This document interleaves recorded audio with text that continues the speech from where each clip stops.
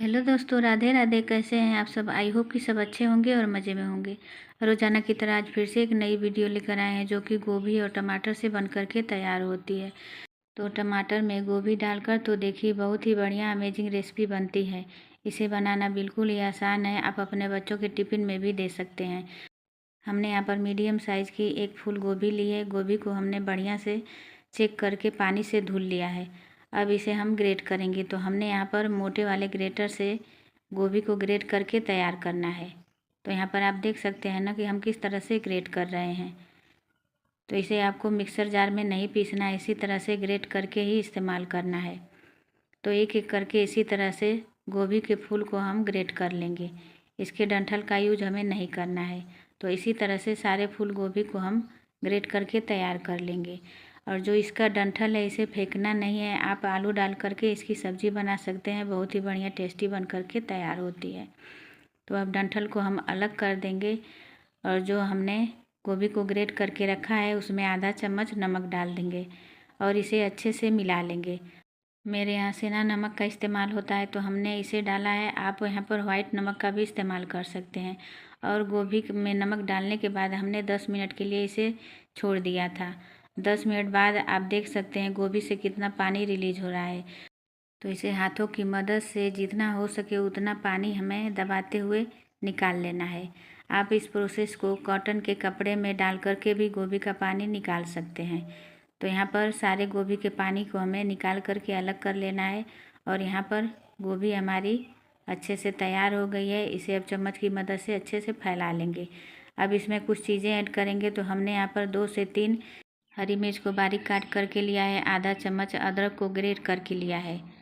साथ ही में 1 चम्मच हरा लहसुन को हमने काट करके डाल दिया है। आप यहाँ पर सूखे वाले लहसुन का भी इस्तेमाल कर सकते हैं। अब इसमें आधा चम्मच काश्मीरी लाल मिर्च पाउडर डालेंगे, 2 चम्मच धनिया पाउडर डालेंगे, साथ ही में आधा चम्मच चिली फ्लेक्स डालेंगे। आप चिली फ्लेक्स की जगह पर लाल मिर्च पाउडर का भी यूज कर सकते हैं। आधा चम्मच साबुत जीरा डालेंगे और आधा चम्मच अजवाइन को हमने हाथों से क्रश करके डाला है ताकि इसका फ्लेवर और भी बढ़िया से उभर कर आए। अब यहाँ पर बारीक कटी हुई हरी धनिया डालेंगे। हरी धनिया से तो इसका टेस्ट और भी बढ़ जाता है, तो धनिया आपको ज़रूर से डालना है। अब सारी चीज़ों को हमें अच्छे से मिला लेना है। हमने नमक का इस्तेमाल पहले किया था, इस वजह से हम नमक का इस्तेमाल नहीं करेंगे। अब इसे साइड कर देते हैं, तब तक दूसरी तैयारी कर लेते हैं। तो यहाँ पर हमने 2 कटोरी गेहूँ का आटा छान करके ले लिया है। अब इसमें आधा चम्मच नमक डालेंगे। नमक डालने के बाद इसे अच्छे से मिला लेना है। तो यहाँ पर नमक को हमने अच्छे से मिला लिया है। आप चाहें तो इसमें 2 चम्मच तेल भी डाल सकते हैं मोयन के लिए, लेकिन हमने यहाँ पर नहीं डाला है।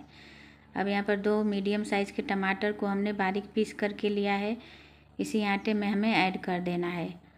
और मिक्सर जार में 2 चम्मच पानी डाल करके इसी आटे में हमें डाल देना है।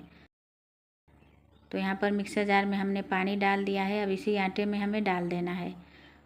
टमाटर के पेस्ट से ही हमें आटे को गूँथ करके तैयार करना है। ज़रूरत लगने पर ही पानी डालेंगे, वरना इसी पेस्ट से हमें आटा गूँथ करके तैयार करना है।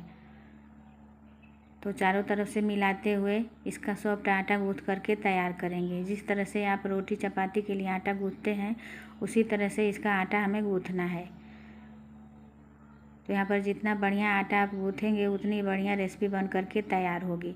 तो थोड़ा थोड़ा पानी लगाते हुए सॉफ्ट आटा गूँथ करके तैयार कर लेंगे।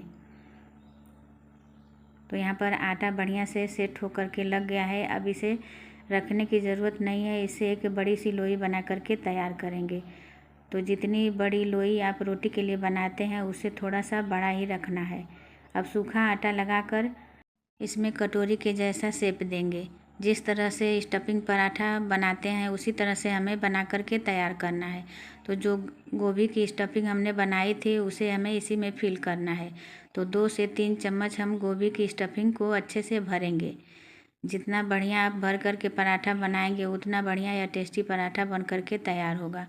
और ऊपर की साइड अब इसी तरह से घुमाते हुए हमें आटे को दबा देना है। अब सूखा आटा लगाकर इसे हल्के हाथों से बेलना है। बहुत ही हार्ड हाथों से आपको नहीं बेलना है, नहीं तो पराठा जो है फट सकता है। तो इसी तरह से हल्के हाथों से हमें पराठा बेल करके तैयार करना है।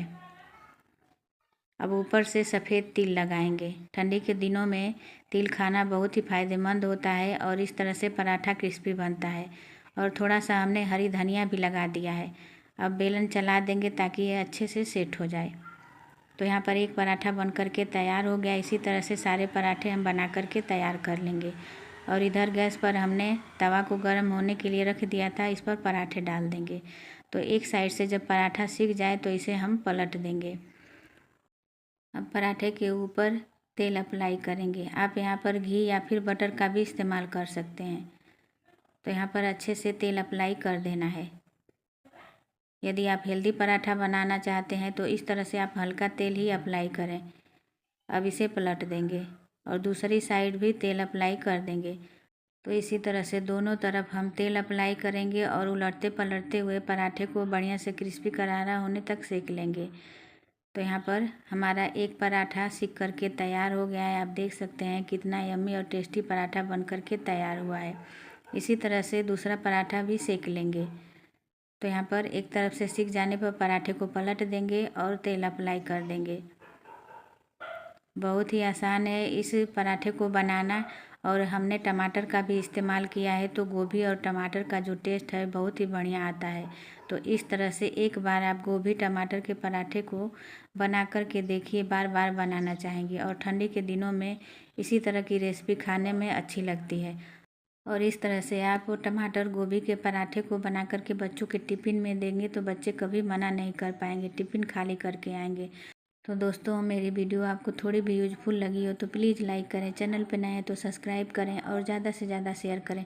इसी तरह से मैं हर रोज़ यूनिक और आसान सी वीडियो लेकर आती रहती हूँ। फिर मिलेंगे नेक्स्ट वीडियो में। Thanks for watching.